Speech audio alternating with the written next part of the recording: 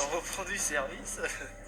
Les thèmes aujourd'hui sont cinquième élégant pour le cinquième élément. Cinquième. Cinquième. Ouais.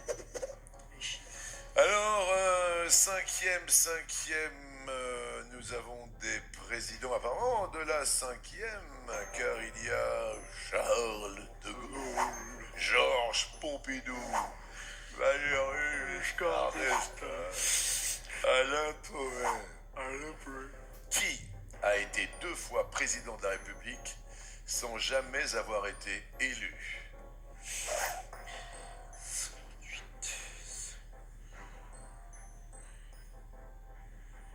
Réflexion, qu'est-ce que vous dites alors? Charles de Gaulle.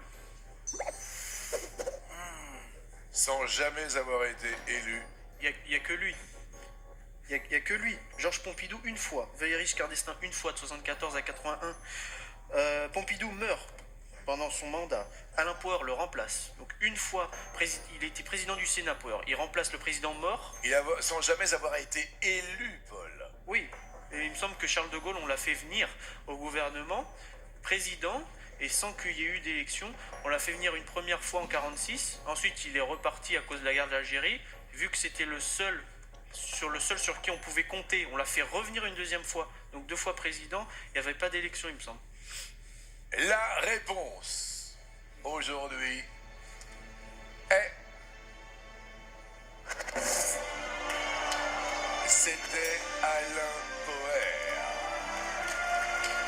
Aïe, aïe, aïe, aïe, aïe. Eh bien, c'est Jean-Charles qui fait tomber Paul aujourd'hui. Sans jamais avoir été élu. Je voudrais qu'on applaudisse quand même Paul, qui a fait un parcours extraordinaire. Car là, on va expliquer, Zette, sans jamais avoir été élu. Il a été, Alain Poher, je pense, président par intérim. Exactement, président de la République par intérim en 69 à la suite de la démission de Charles de Gaulle et en 74 à la mort de Georges Pompidou. Oui. Alors que de Gaulle a été élu, c'était la première élection au suffrage universel direct. Et c'était en 1965, il a obtenu 55% des voix au second tour face à Mitterrand. Je voudrais quand même qu'on applaudisse un homme, un vrai, qui s'appelle Paul. Bravo Paul. Qui a fait un parcours extraordinaire. Paul, on s'était dit un jour, on savait pas quand. C'est aujourd'hui et je voulais vous dire ô combien on a adoré vous accompagner. On a adoré être à côté de vous. Ouais. Paul, c'était un bonheur, un plaisir, quelque chose de tellement fantastique. Ça va vous mettre sur la voie. Je sais pas quoi vous dire tellement je suis heureux de ce parcours que vous avez fait pendant plus de 5 mois à nos côtés. Ouais, bah, c'est bien. Ouais, c'est même très très bien. Puis je suis très content que vous le preniez comme ça, Paul, parce que c'est vrai que tout le monde s'est acharné un petit peu.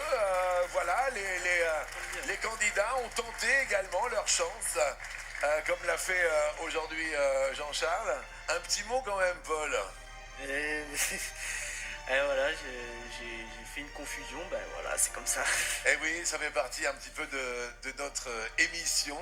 Ouais. Et c'est un petit coup de tonnerre, mais voilà, je voulais juste vous dire qu'on vous aimait très fort et qu'on était très heureux de votre parcours. Parce que ça a été un véritable marathon. Vous avez tenu la barre par rapport à tous les autres candidats, par rapport à tous les artifices qu'il y a autour, qu'ils soient médiatiques ou qu'ils soient humains. Eh bien, vous êtes une très belle personne.